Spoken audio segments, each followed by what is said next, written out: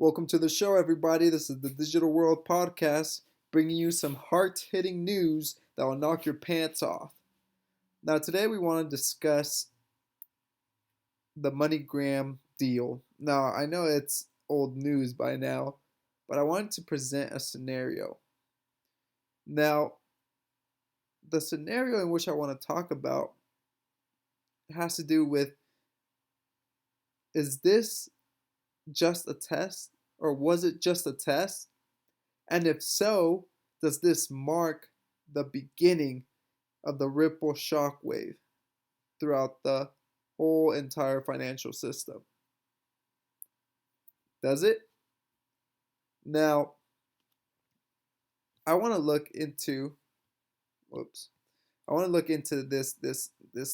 SEC, or this partnership that was ended between Ripple and MoneyGram.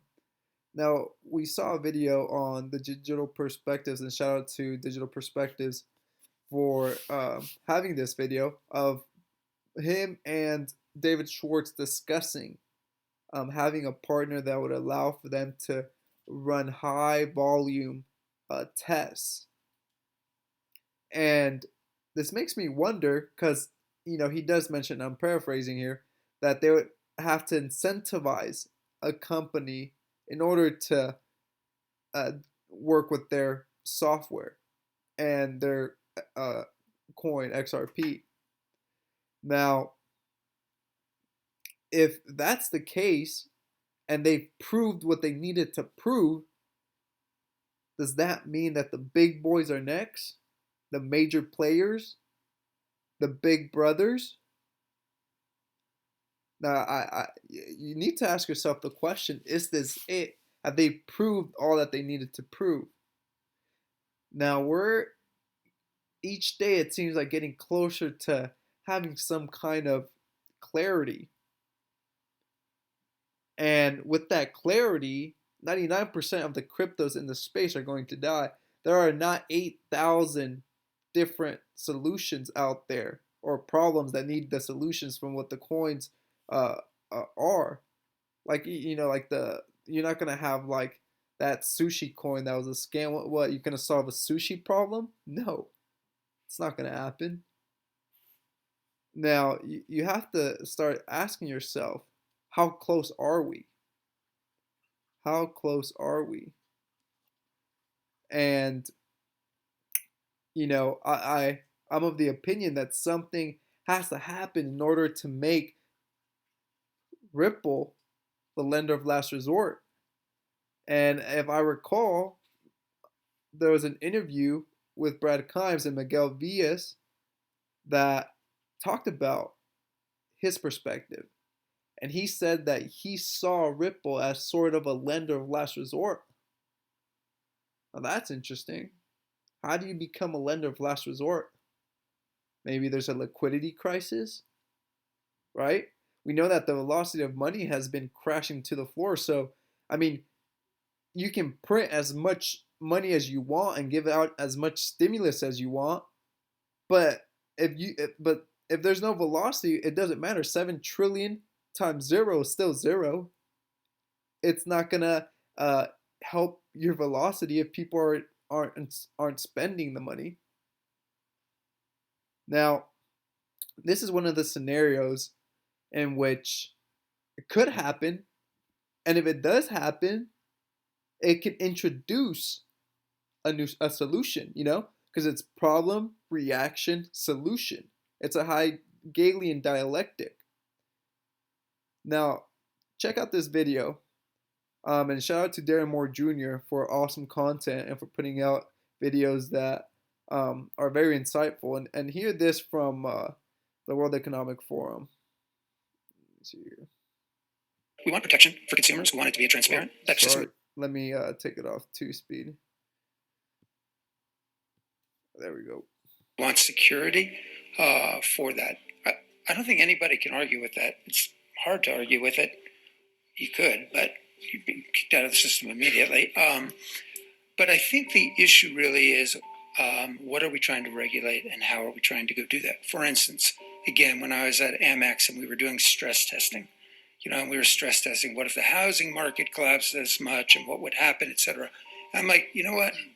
Honestly, that's not the next stress that's going to happen. The big next stress is the financial system is going to be hacked for 1 or 2 days, and there's going to be a pandemonium that's going to happen, and that's going to be the stress thing that's going to. It's not.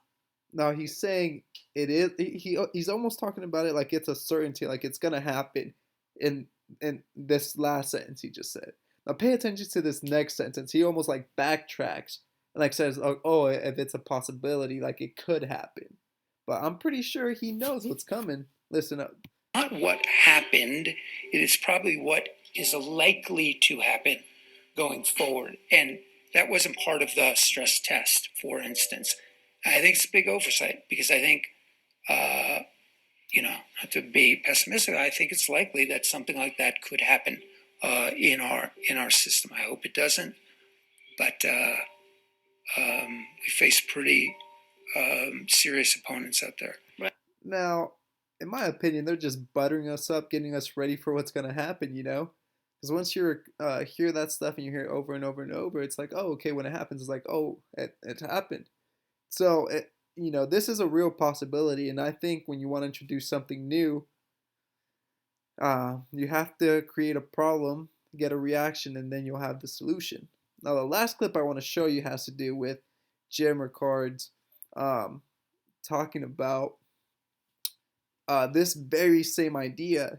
And Rickards is a very Jim Rickards or Jim Rickards. I'm not entirely sure how he pronounced that, but he gives a very similar scenario, and this guy knows what he's talking about. Now listen to what he has to say. They froze every account by controlling a handful of the country's biggest banks. When the next crisis hits, we're going to see this here in the US and around the world, and it'll be a highly coordinated global attack on the entire system simultaneously. All right, but hold on here. Wasn't Cyprus a fairly isolated example of the globalist elites taking over a nation's banking system? Not even close, John. The same thing has happened in other places. It's happening in Greece right now. As you know, Greece has been navigating a massive debt crisis for years.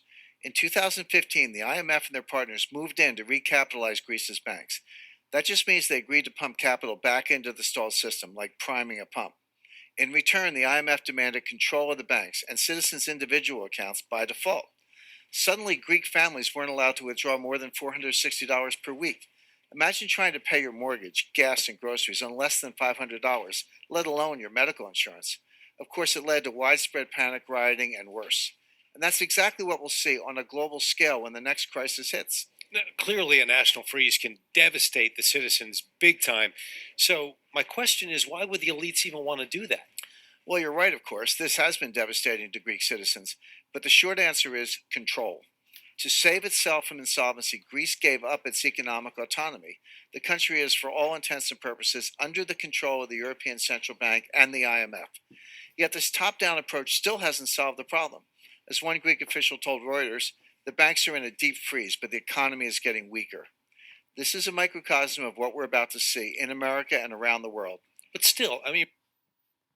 Now, one thing I want to mention here is when the Federal Reserve was created in 1913 by Nelson Aldrich and Company, the initial plan, the intent of it was to become the first and last lender, or lender of last resort.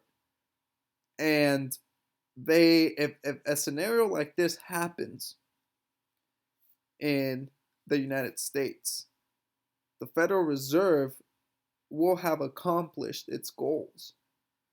Now, it's crazy to say that all this can happen and all the whole world's financial system crashes down and no one will have access for a day or two, or who knows how long, or that people's money will be controlled and you won't, even if you have $1 million in there, you'll only be limited to as to how much you can spend or what you can spend it on. Now think about that scenario, and if they use this as a transition to a new financial system, using a ledger that's all digital, then they have the ultimate control. Now, I'm running this up your flagpole so you're aware and you entertain the idea that this could happen. I hope this podcast has brought you some value. This is the Digital World Podcast, and I'll see you in the next episode.